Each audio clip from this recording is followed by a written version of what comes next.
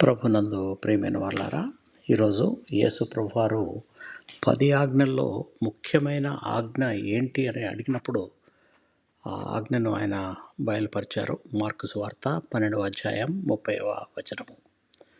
నీవు నీ పూర్ణ హృదయముతోనూ, నీ పూర్ణ ఆత్మతోనూ, నీ పూర్ణ వివేకముతోనూ, నీ పూర్ణ బలముతోనూ నీ దేవుడైన ప్రభువును ప్రేమించవలెను అనున్నది ప్రధానమైన ఆజ్ఞ. ఈ వచనంలో యేసు ప్రభువారు మన జీవితంలో అత్యంత ముఖ్యమైన ఆజ్ఞను తెలియజేస్తున్నారు. దేవుణ్ణి కేవలం మాటలతో లేదా ఆచారాలతో మాత్రమే కాదు, కానీ ప్రతిది కూడా పూర్ణ హృదయం, పూర్ణాత్మ, పూర్ణ వివేకం, పూర్ణ బలంతో ప్రేమించాలి. దేవుని ప్రేమించడం అంటే ఆయన చిత్తాన్ని అనుసరించడం, ఆయన వాక్యానికి విధేయులుగా జీవించడం, ప్రతి పరిస్థితిలో కూడా ఆయన మీద విశ్వాసం ఉంచడం.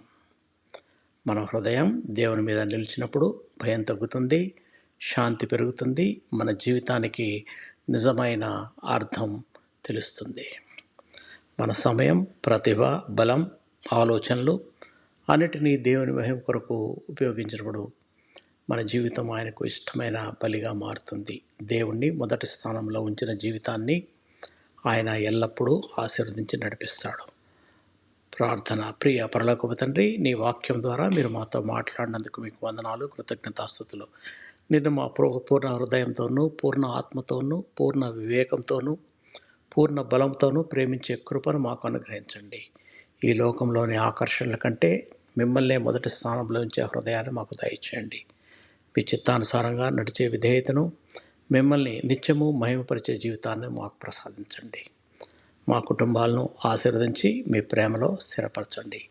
మా జీవితకాలమంతా మీ నామ మహిమార్థము జీవించినట్లు మాకు సహాయం చేయమని మా ప్రభువును మీ ప్రియకుమారుడైన యేసు ప్రశస్త నామంలో ప్రార్థించి వేడుకుంటున్నాము తండ్రి. ఆమేన్. దేవుడు మిమ్మల్ని బహుగా దీవించి భద్రపరచుగాక.